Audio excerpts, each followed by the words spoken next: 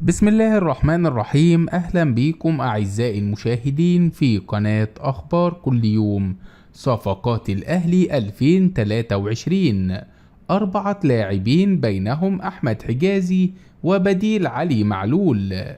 بدأت إدارة النادي الأهلي التحرك لحسم ملف صفقات الفريق الأول لكرة القدم مبكرا لدعم قائمة المارد الأحمر خلال فترة الانتقالات الصيفية القادمة، من أجل الاستمرار في المنافسة على كل البطولات على المستويين المحلي والإفريقي. مفاضلة بين موليكا والهنري لدعم الهجوم. أولى صفقات الأهلي التي يبحث عن التعاقد معها في الموسم الجديد هي مهاجم من العيار الثقيل لتدعيم خط الهجوم، بناء على رغبة السويسري مارسيال كولر المدير الفني للفريق، واللي طلب مهاجم قوي في الصيف القادم، خاصة في ظل الاعتماد على محمود عبد المنعم كهربا في الموسم الحالي بخط الهجوم.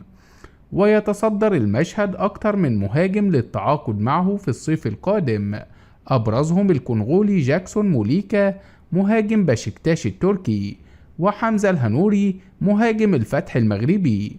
وتأتي صفقة محمد رضا بوبو لاعب وسط فريق فيوتشر مطلبا هاما داخل القلعة الحمراء للعديد من الأسباب، أولها تألق اللاعب بقوة خلال الموسمين الأخيرين، بجانب قناعة السويسري مارسيال كولر بإمكانياته، واحتمالية رحيل حمدي فتحي إلى الدوري القطري والمالي إليو ديانج للاحتراف في أوروبا. وتبحث إدارة الأهلي عن التعاقد مع مدافع قوي لدعم خط الدفاع خاصة في ظل عدم قناعة المدير الفني بقدرات أيمن أشرف واستبعاده من جميع مباريات الفريق خلال الموسم الحالي، بجانب إصابات رامي ربيعة ومحمود متولي المتكررة.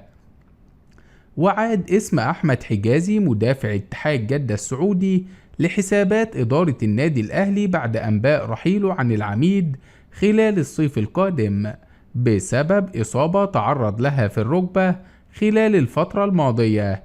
وتبحث الإدارة الحمراء أيضا عن ظهير أيسر قوي لخلافة الدولي التونسي علي معلول، واللي تراجع مستواه في الفترة الأخيرة في ظل عدم وجود بديل له. ويظهر في الحسابات بقوة محمد حمدي ظهير أيسر فريق بيراميدز ولاعب النادي الأهلي السابق، إثبات اللاعب ضمن الخيارات المطروحة بقوة على مائدة إدارة التعاقدات بالقلعة الحمراء.